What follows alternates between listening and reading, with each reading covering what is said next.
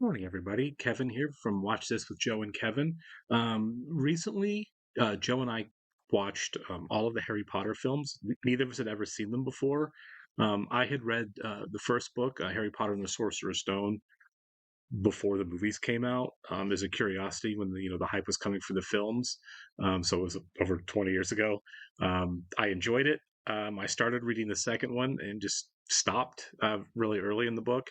Um, all I can say about that is I have started many books and just never really continued, even though I've meant to. I have piles of them that sometimes I get back to and sometimes I don't. And this was just a book series I didn't. So it had been forever. I didn't remember the book almost at all, besides premise really when we watched the films.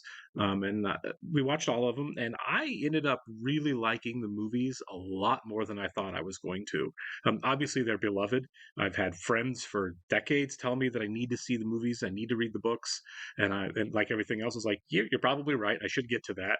And just never did until we did it for the channel.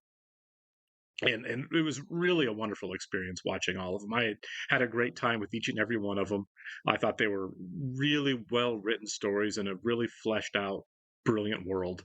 And you can't say enough about them. I understand why so many people really, really cherish these books and these movies. So I did want to go back and read the books. I said I would, and I said I would come back and talk about them when I did.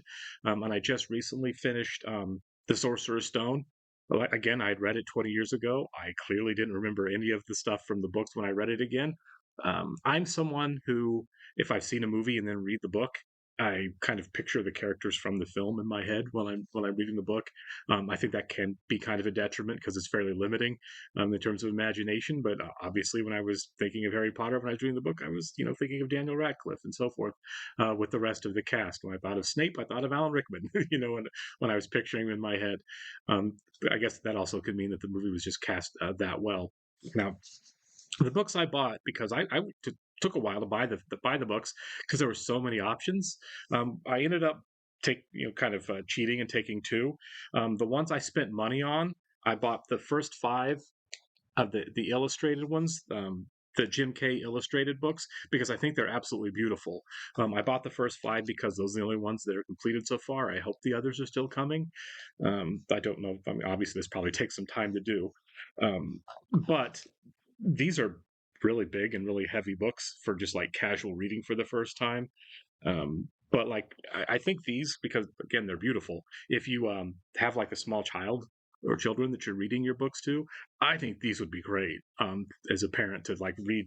If you're going to read the Harry Potter books to your children, to get these because the illustrations really are fantastic. It's really beautiful.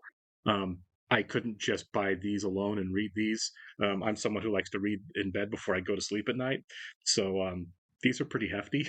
um, to have like sitting on your chest while you're laying in bed reading. Plus, they're just large as far as like. So I needed something a little more practical to just read. So I also bought a cheap paperback set. Well, not paperback set. That's lying.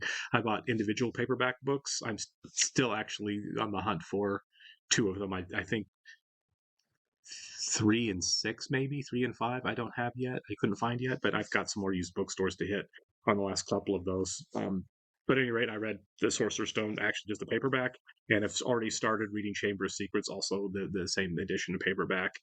Um, but I actually like this book a lot more than I recall liking the first time. Maybe having seen the films, or maybe gotten a little older and hopefully wiser, might have had something to do with it. Like the movies, the first one was largely a children's book, and I was completely okay with that.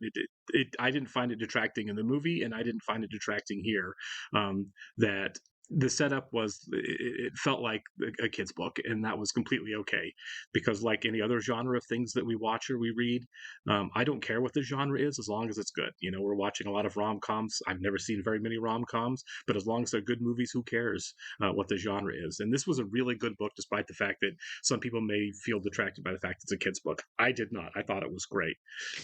There were some key differences that stood out to me from the film, and I hope I'm getting these right because, we watched all seven films pretty close together, so there may be some details I'm missing from the films going into the books. I really like the opening of the book, which was completely different. We followed Vernon around town after it was pretty clear for knowing the story that it was after Harry had killed Voldemort or whatever kind of went wrong there.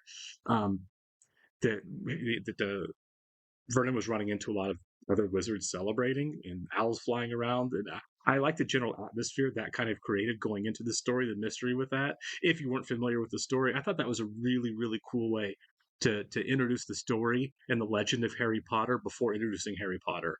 Whereas in the film, we just kind of jumped into the night when Harry gets left um, with the Dursleys. Um, Meeting Malfoy earlier in the book I thought was really cool in Diagon Alley because it was cool the way that he walked up to Harry, recognized Harry's celebrity, and immediately wanted to be friends with him. Um, but his personality kind of coming through anyway when he starts making fun of Hagrid and Harry decides he hates him. I really like that as an intro more than just meeting him at Hogwarts in the film. Um, but you know, things have to be cut, of course. Um, I liked the escape of Norbert in the book more. Charlie's friends, I can't remember what country they were they were sneaking him out to, but helping him escape, basically helping him leave the country.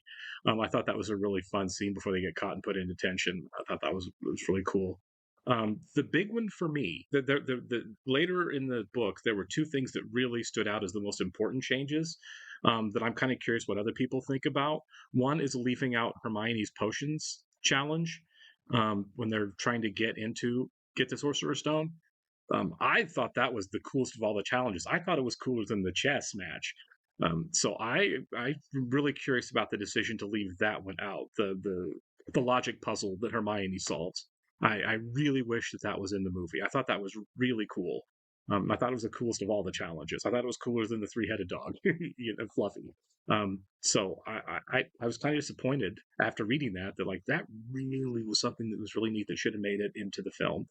And then the other one that I'm sure other people have talked about before, that I'm not the only one, the kind of the curiosity of the change, is the death of Quirrell and defeating of Voldemort is completely different between the book and the movie. In the movie, Harry kind of by grabbing his face, I guess, kills Quirrell and by extension defeats Voldemort. So Harry is completely the victor there. Um, which I think works for the story in that I like the fact that the, Harry, in his more inexperienced years, fights and defeats a watered down version of Voldemort before Harry becomes more capable and then has to fight the real thing. I thought that's really really clever storytelling and world building. Um, but in the books, Quirrell, correct me if I'm wrong, but it seems like Quirrell just dies when Voldemort separates from him. I don't think anybody really kills Quirrell. I think he just drops dead when Voldemort leaves him. Um, and also, I, again, correct me if I'm wrong with the way how it was written, but it kind of felt like it seemed to me that Harry was fighting with Voldemort, but he just kind of passes out, and when he wakes up, it seems like Dumbledore. And I'm not really sure on the explanation, but it seems like because Dumbledore's not incredibly clear about it. But does Dumbledore come and defeat Voldemort there, or is he just kind of does Harry just kind of win the wrestling match there? Either way, Harry's unconscious when Voldemort is defeated there, um, instead of what happens in the movies, and that's a really really big plot change. It doesn't seem to have an effect on the story really moving forward, but it's a big departure for the book. So I'm kind of curious what everyone thinks about that particular change because that is a huge difference to me. Um, uh, and I'm kind of curious why that conscious decision was made when I feel like the filmmakers the screenwriter could have very easily just done what was in the book without it costing more or taking more time or whatever the issue is with like leaving out the potions challenge. Um, so, at any rate, those are the changes that really stood out to me. Um, did you like the movie? This one is really exposition heavy, and again, I didn't mind that. It's like 200 pages in before we even see the Mirror of Erised. Like most of the plot stuff of the book happens very late, to where there are points like in the last 50 pages. I was like, "There's a lot." When I was reading it, there's a lot we need to fit in here in the last 50 pages, and they do, and it works. But the two-thirds to three-quarters of the beginning of this book was really set for world building, and I guess that makes sense if you're planning on making such a massive book series.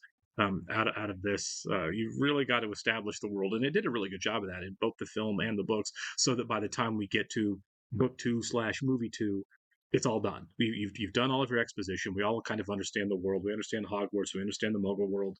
We understand the stakes of the story and what they're going to be, and most of the main characters, although many are still to come. Now, as far as changes go, this is just based on girth the shortest, clearly, of all of the books. So I feel like, out of necessity and logistics of trimming things down, moving forward, the divergence between the books and the movies is just going to get bigger. Um, so I feel like there's going to be more changes, more drastic changes in terms of what we can do with the story and what gets left out moving forward. There were things, as I recall, in the movies that I was confused about, that Joe was confused about. Like, wait, what happened with this character? What's this broken shard of mirror that Harry's carrying around? And people said, well, this is stuff that's explained in the book that's not in the film. So I was like, wow, it'd be really cool if that was there. But I mean, obviously, sacrifices had to be made when you're talking about these giant, broad, sweeping epic novels. The only criticism I have of this book compared to the films is I feel like Hermione was a stronger character in the first movie than in the first book, at least. I feel like she was pretty one note, and like, she's the, obviously in both, she's kind of like the rules following good student, um out of necessity, but I feel like she seemed a little more layered in the movies. Maybe that's just because Emma Watson's performance was so good that you kind of see her being a little bit tortured by what are the rules versus what is right and what should be done and what is supposed to be done, things like that. But that was so noticeably absent in the book, after watching the film, that I wish Hermione was written as strongly as, say, Harry or Ron were. Ron and Harry, I think, were much better written characters, um, in the book than Hermione was. Maybe that changes moving forward as the characters get older and the books get more detailed and all of that. Now, again, I'm someone who saw the films and went back and read the books. I'm kind of curious. Please let me know, if you're someone else who watched the movies and then read the books, and kind of how you felt about the difference between the two, and how you felt about going back and reading the books after seeing the movies, or if you're someone who read the books first, loved the books, which is obviously millions and millions of people, and then watched the movies as they came out. Some people loved the films who had read the books. Some people felt like the films were a huge letdown after reading the books, which is understandable. 98% of the time, when you read a novel you love, the film's going to let you down a little bit because it's not what you have in your head and it's not what you see on the page.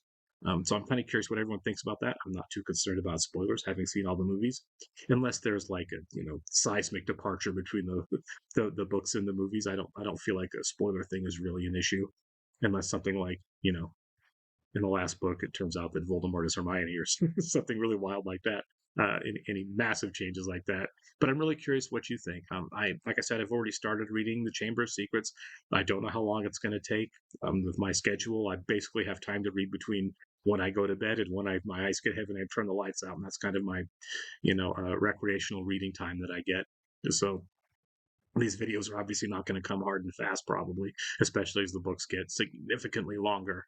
But yeah, this was a great way to introduce the world of the story, and I'm really kind of excited to keep going forward with it. And I'm really hoping, as I get into the later books, that shift that happens in the films between them being kids' books and then decidedly becoming not children's books, as the stakes get higher, they get darker and more violent.